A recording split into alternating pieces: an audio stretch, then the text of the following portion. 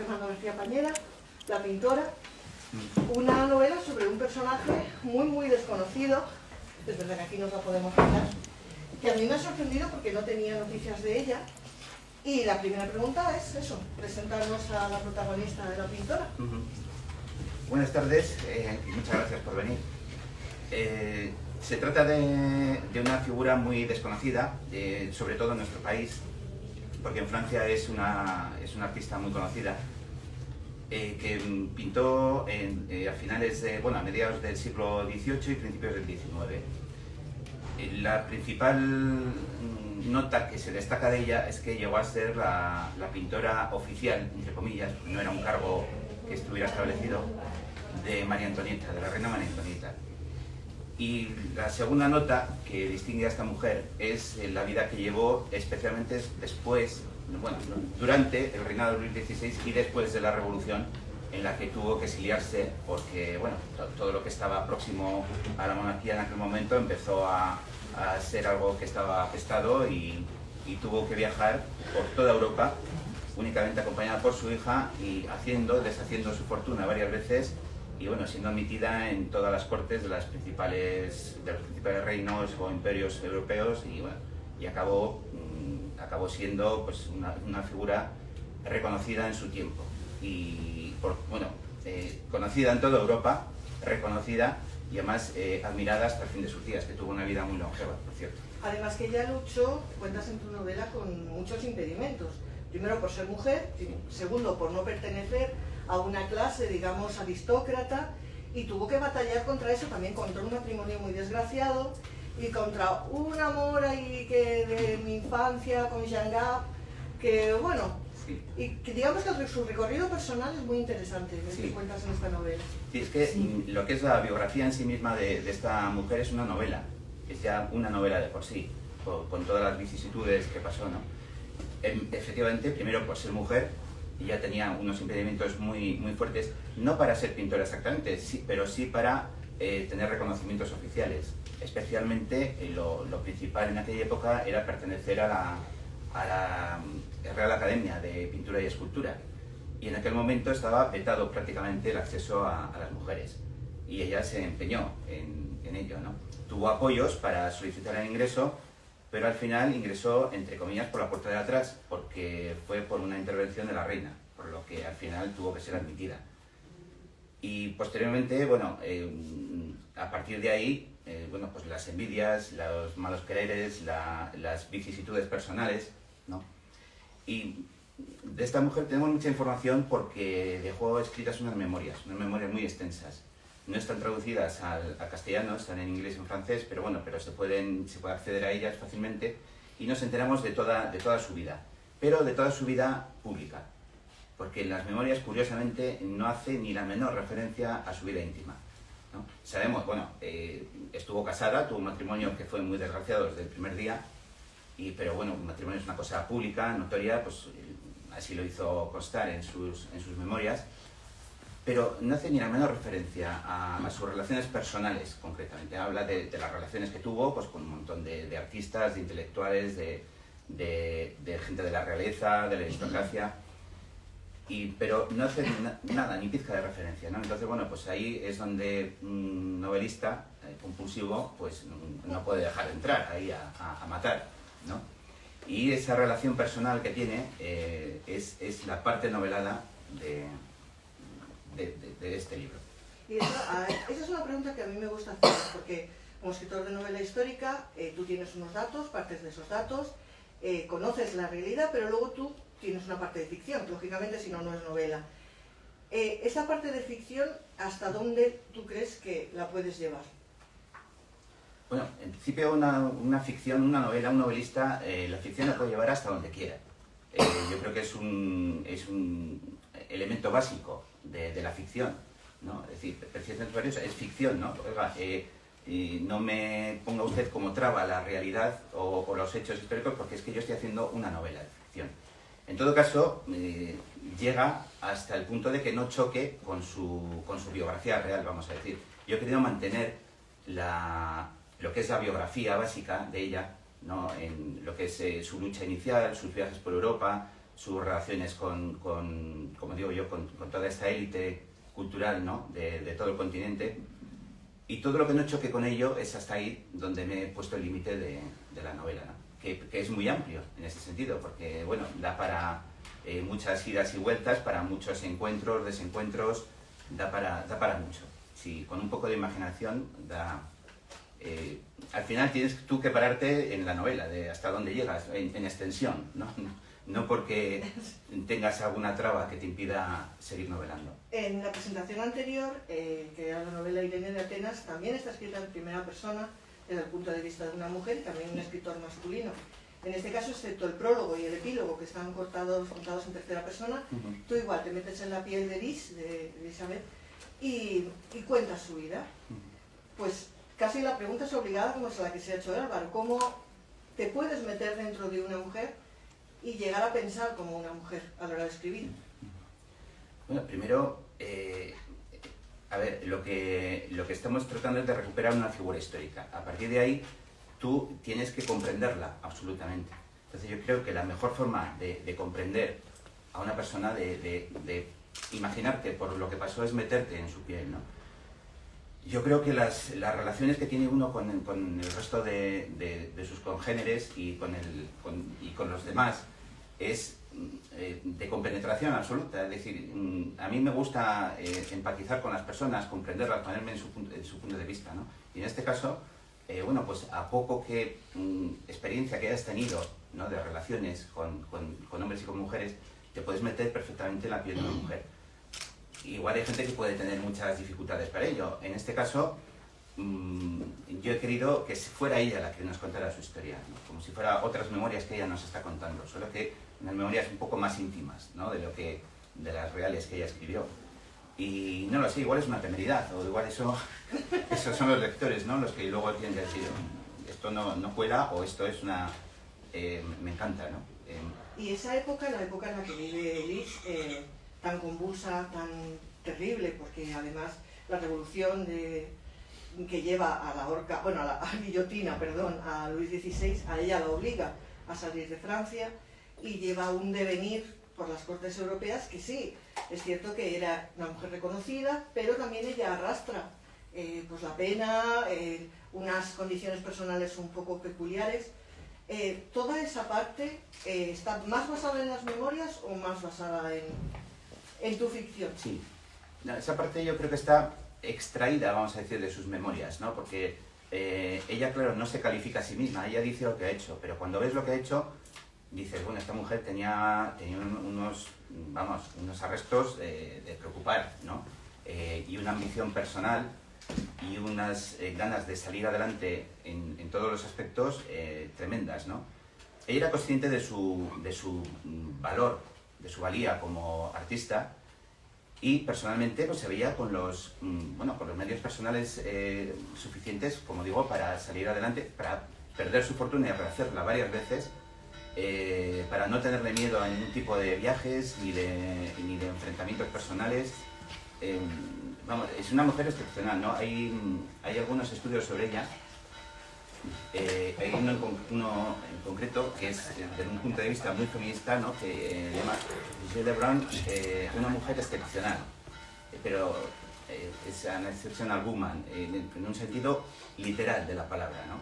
Por excepcional puede ser cualquier persona desde el momento que haga algo que sea un poco destacable, pero es que en este caso todo lo que hizo ella, absolutamente todo, era destacable, ¿no? Desde ser una niña prodigio, porque empezó a pintar desde muy pequeñita, y profesionalmente a partir de los 15 años, el hecho de empeñarse en meterse en la academia y conseguirlo, el hecho de llegar a ser la número uno prácticamente en la pintura en su país, y lo consigue cuando se tiene que ir.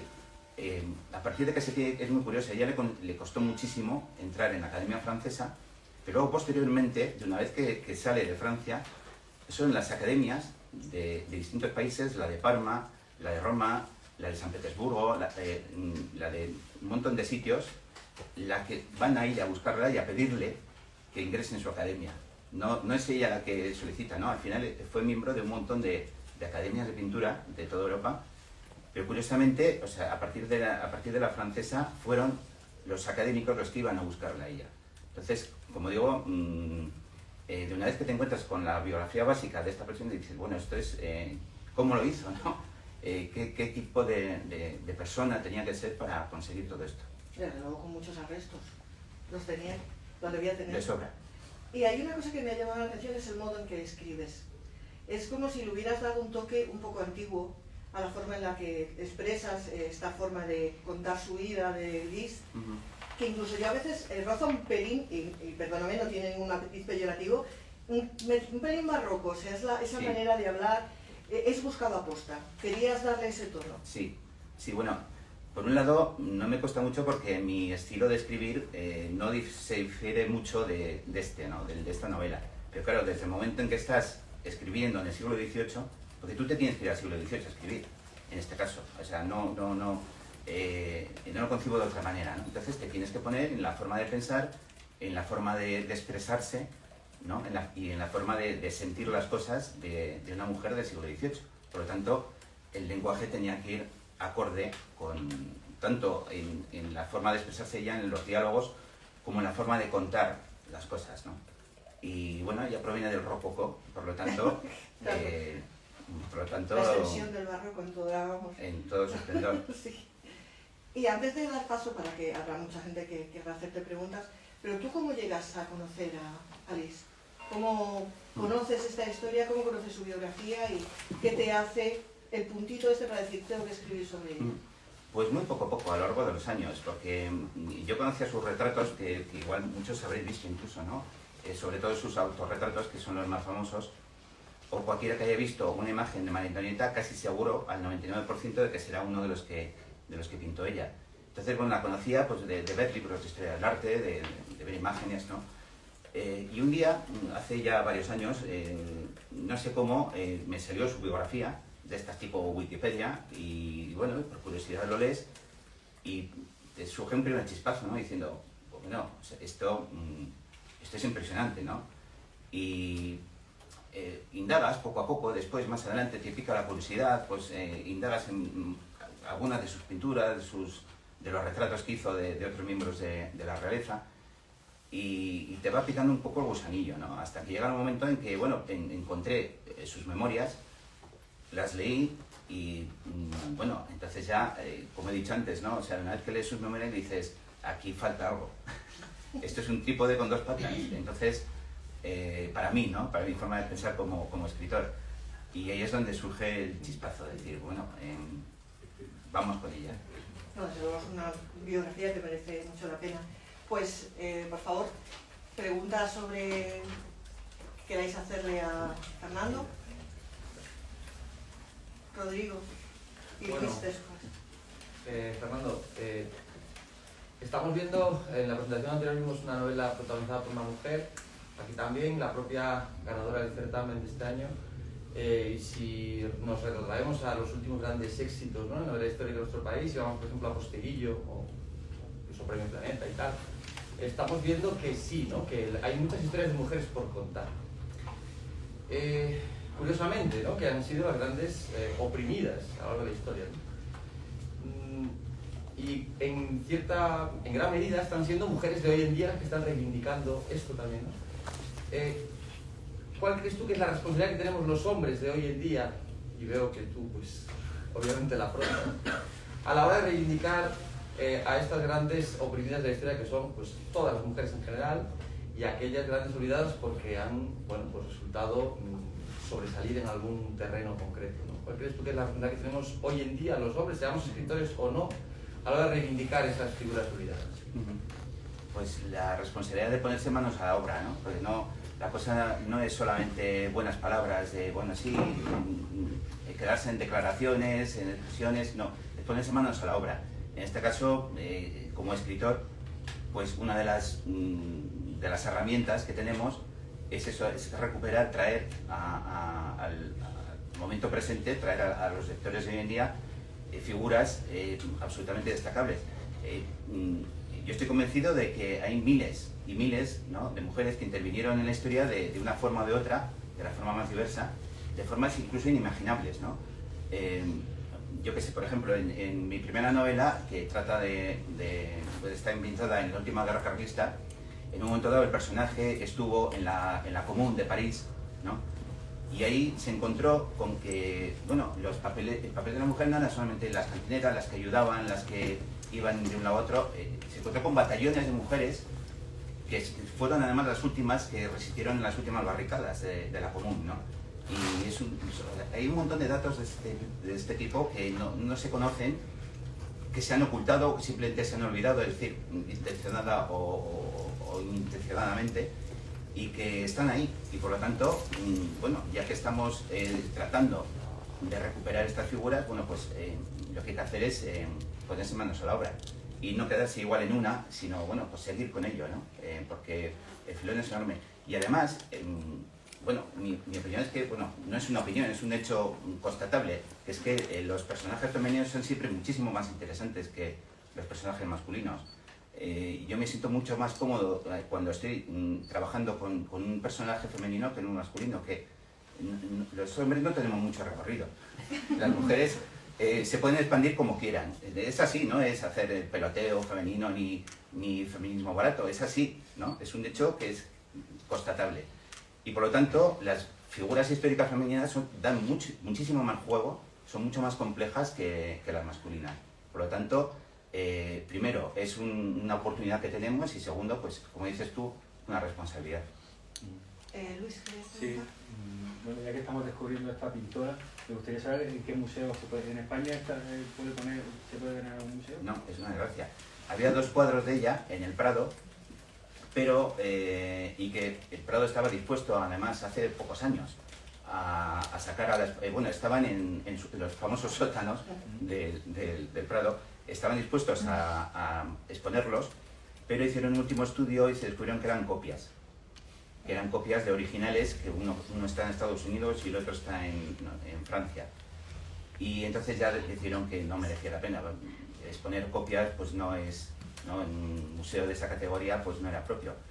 Y no hay ningún otro, no hay ninguno. ¿Y la imagen de la portada es de un cuadro suyo? Sí, es un autorretrato de ella. Pues en la cubierta vemos el retrato completo, que aparte de ser precioso, está en la National Portrait Gallery de Londres. Aparte de ser un retrato precioso, es un retrato desafiante. Está pintado en 1782 y es cuando decidió que no le iba a parar ni Dios. No.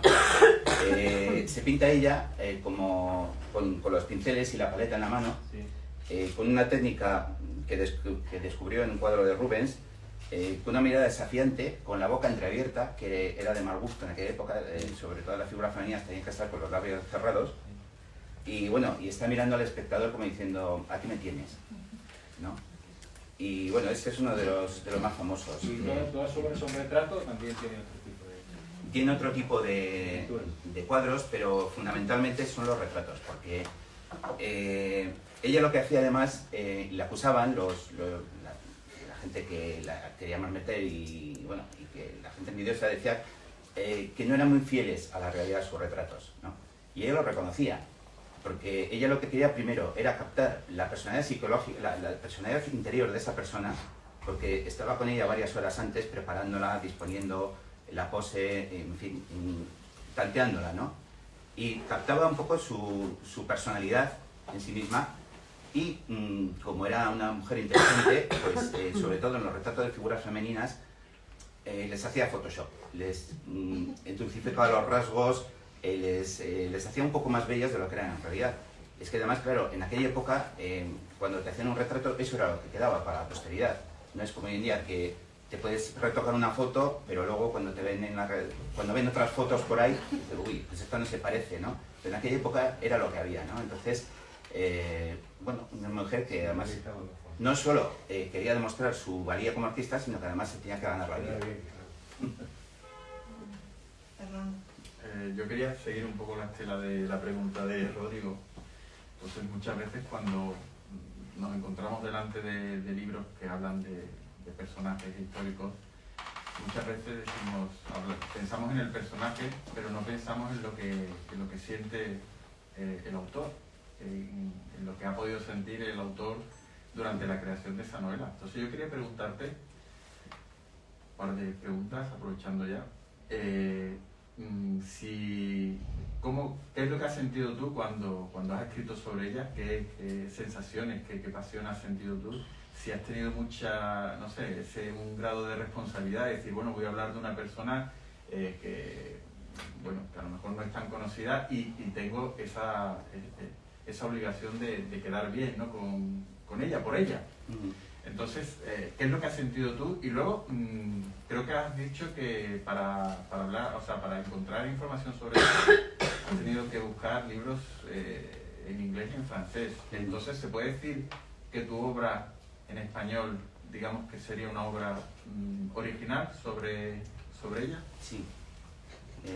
Respondiendo a esto que es lo último, sí, porque no he encontrado nada. Yo me he puesto a buscar, durante un cierto tiempo me puse a buscar y no encontré absolutamente nada. Y de hecho, pues cuando te metes en el buscador de Google para encontrar, bueno, pues libros sobre ella, al final tuve que teclear en Google en francés o en inglés y entonces encuentras un montón de cosas, ¿no? Sí hay algunos artículos escritos en español por alguna figura universitaria y demás, pero es muy escaso, ¿no? Y bueno, en ese sentido sí. La responsabilidad, pues no te tienes que olvidar de ello porque si no, no escribes. O sea, sí, por así decirlo, yo siempre hablo de temeridad, no de osadía ni de valor, sino de temeridad. Es decir, te tienes que poner unas orejeras y decir, bueno, y emplear todo tu buen hacer, todo tu talento, el que tengas, que sea más o menos, y todo tu empeño, ¿no? En que esa figura sea creíble, que sea, bueno, puede caer mejor o peor, porque tiene sus cosas también, ¿no? Como todo el mundo, sus defectos, sus virtudes, es decir, hacerla de carne y hueso, pero sin pensar, por así decirlo, ¿no? En ello. Porque si no, muchas veces te puedes quedar atrapado, ¿no? Es decir, joder, ¿hasta qué punto, no?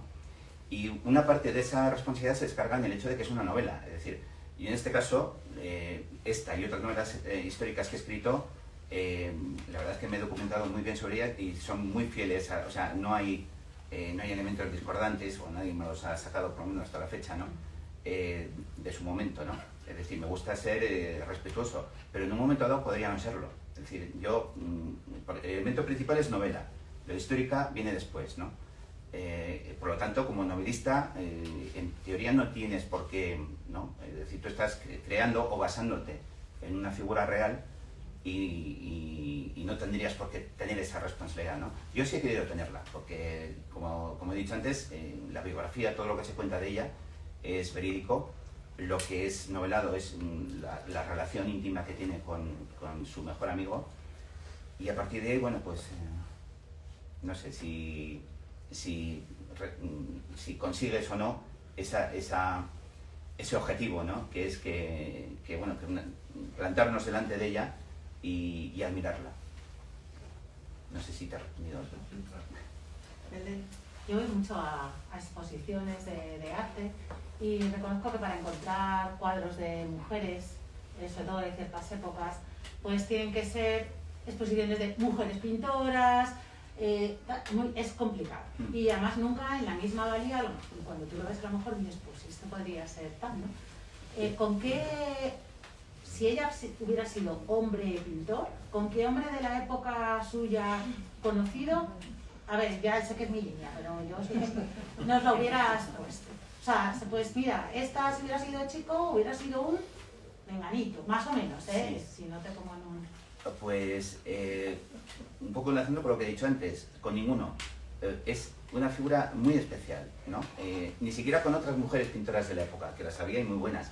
De hecho, cuando ingresó en la Academia de Pintura, obligaron, entre comillas, a que entrara otra mujer, otra pintora muy buena, la Vilguiar, al mismo tiempo que ella, para que no... porque no querían que fuera ella sola destacable, ¿no? Como repartir más el asunto. Pero no es comparable ni siquiera ni con pintoras ni con pintores de la época. Es una excepcionalidad muy fuerte la que tenía, porque no había, por ejemplo, los pintores masculinos querían hacerse valer más, sobre todo en el tiempo de ella, en los cuadros históricos, alegóricos, por ejemplo, la figura de David, Jacques David, que fue el principal pintor, ya sobre todo durante la Revolución y en la época napoleónica. Pintaban muy pocos retratos, ¿no? No era lo que más les llamaba la atención. Querían destacar pues, por pinturas grandes, magníficas, muy épicas, ¿no? En algunos casos. Y retratistas como tal, fue ya primero por la labor tan prolífica que tuvo, porque además era una curranta incansable. O sea, tenía el talento que tenía, tan excepcional, le permitía pintar con ligera rapidez y además eso, trabajaba mañana, tarde y noche, ¿no? Muchas veces. De hecho, en una época enfermó precisamente por el ritmo de trabajo tan frenético que se impuso a ella misma, ¿no? Y le voy a pintar aquí hasta morir y casi lo consigue. Sí. Y yo no la podría, no es comparable con nadie, sinceramente, por lo menos desde mi punto de vista. No he podido encontrar una figura. En su época la precedía ella Angelica Kauffmann, que bueno, también fue muy conocida en toda Europa. Se encontró con ella en Roma cuando tuvo que huir de Francia, viajó por Italia y se encontró con ella en Roma y tuvieron ahí una cierta relación, ¿no? Podría ser un poco su sucesora, por así decirlo, ¿no? En ese aspecto, pero tampoco del todo, porque Kauffmann sí destacó sobre todo por sus retratos, ¿no? Y especialmente por los femeninos, y es eso. Muchas gracias. Que me parecía digna de estar en el Thyssen, por ejemplo. La veo muy más que para mí, para el Prado, la veo más Sí. de colección Thyssen, y me ha extrañado mucho que precisamente en el Thyssen, por ser de donde viene y en la colección privada de ella, pues que no haya nada de ella, porque yo no he visto nunca nada suyo. No. Aquí es una pena. Es que, ya te digo, en España y en otros países es una figura absolutamente desconocida, ¿no? Sin embargo, en Francia hubo una exposición en el 2015, en Francia, en el Grand Palais, que fue un boom, ¿no? Con ella. Se reunieron cuadros de ella de todo el mundo, porque están repartidos por todo el mundo, en Estados Unidos, en Francia, en Inglaterra, en Rusia, en Alemania, en Italia. Reunieron una colección, vamos, magnífica de ella. Yo tengo no la pude ver, por supuesto, porque no tuve ocasión, pero sí tengo el catálogo de la exposición, bueno, y es fascinante. Y sobre todo en Francia hubo un boom con ella, y con un cierto revisionismo, de la época de la Revolución con respecto a las figuras de Luis XVI y María Antonieta. Está viendo, pero bueno, eso no es objeto de este tema, ¿no? Pero está habiendo un cierto revisionismo en torno a determinados estereotipos que quedaron, ¿no? Después de la Revolución quedaron una serie de estereotipos que quizá habría que matizar bastante. Muchas gracias. Sí. No te he preguntado, ella llega a ser pintora de María Antonieta, pero cuéntanos cómo era la relación con ella, cómo se conocen, cómo llega a ser, no pintora de cámara, pero casi. Bueno, pues con la osadía que la caracterizaba, bueno, ella había visto a la reina pues, en público en algunas ocasiones. Y después primero fue admitida a las reuniones de la academia, las reuniones generales, no como miembro, sino el poder acceder a ella. El propio D'Alembert, el enciclopedista, fue a su casa a entregarle un documento por el que le rogaban que aceptara ir a sus misiones. Entonces, ella ya se había propuesto el llegar a lo más alto. Pintó 2 cuadros de memoria de la reina y los envió a Versalles, así con un par, ¿no? Como regalo, ¿eh? Al final se los pagaron, mal, pero se los pagaron. Pero no solo se los pagaron, sino que además pues, a la reina le llamó la atención. Y entonces le llamaron, por así decirlo, para hacer una primera prueba, un retrato de corte, con esos vestidos gigantescos que llevaban y demás. Y respondió muy bien a la prueba y lo hizo de maravillas, un retrato con unos detalles y con un colorido, con unos reflejos impresionantes, ¿no? Y bueno, la reina quedó muy satisfecha, entonces la fue llamando sucesivamente. Y lo que manifiesta ella en sus memorias es que era una relación muy afectuosa, muy cordial. Cuenta como anécdota que en una ocasión, cuando estaba embarazada por segunda vez, la pintora estaba haciendo un retrato de la reina. Entonces, en una de las sesiones que fue, no sé cómo, bueno, con una pequeña torpeza, tiró por el suelo la caja con sus pinceles y sus pinturas y tal. Y bueno, cuando iba a recogerlos, la reina le impidió agacharse y hacerse ese esfuerzo, y fue ella la que fue recogiendo los pinceles uno a uno y poniéndolos en la caja y volviéndoselos a entregar a ella, ¿no? Es decir, cuenta una relación muy cordial, muy afectuosa, y bueno, ella, de ser agradecida, pues posteriormente siempre habló bien de ella, bueno, y era, por así decirlo, monárquica. De hecho, cuando también accedió a Napoleón al poder, también se llevaba muy mal con él, porque ella quería la legitimidad, la sucesión, ¿no? En este caso, de quien sería posteriormente Luis XVIII. Entonces, en ese sentido,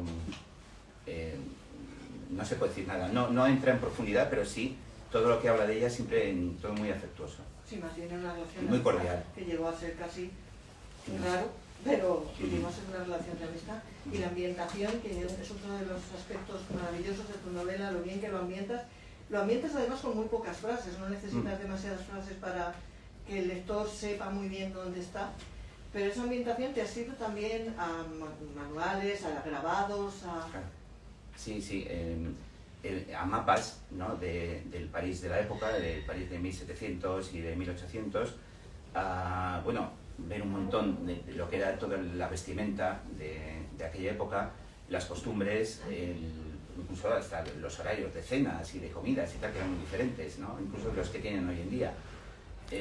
Es viajar al siglo XVIII, es como meterte en una de esas máquinas de ciencia ficción, ¿no? Y viajar al siglo XVIII y ponerte ahí, ¿no? Estar pensando en siglo XVIII continuamente. Pero luego eso no trasladarlo todo, ¿no? Como información en la novela, sino simplemente que te sirva para tú describirlo de esa manera. Por lo tanto, no hay grandes descripciones de las calles, de los palacios, de los edificios, sino simplemente el situarlos correctamente en ese momento. Sí, son pinceladas, pero creo que pinceladas como impresionistas, sí, ¿no? Un poco como el estilo de ella, un poquito... Sí. ¿Tenéis alguna pregunta más? Una última, nos vamos. Ya por curiosidad, ¿no? Ahora que está un poco tópica, pero ahora que está tan de moda hacer series de libros, por todo lo que cuenta, esto sería un seriazo, ¿no? No. Como persona, digo como personaje. A ver, se podría hacer un serial perfectísimamente, ¿no? Porque da para un montón de historia. En mi caso no, porque bueno, yo he terminado un poco en lo mejor de su vida, ¿no? Quedaría ya muy poco más que contar de ella respecto al final de la novela.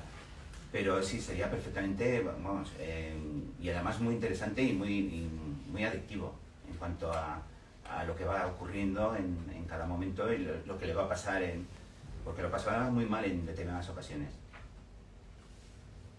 Pues como vamos con el tiempo ya, mil gracias a todos, mil gracias Fernando, de verdad es un hallazgo esta novela, una pequeña joya que os recomiendo, a mí me ha encantado y de verdad que merece la pena leerlo y merece la pena conocer a Liz. Muchas gracias.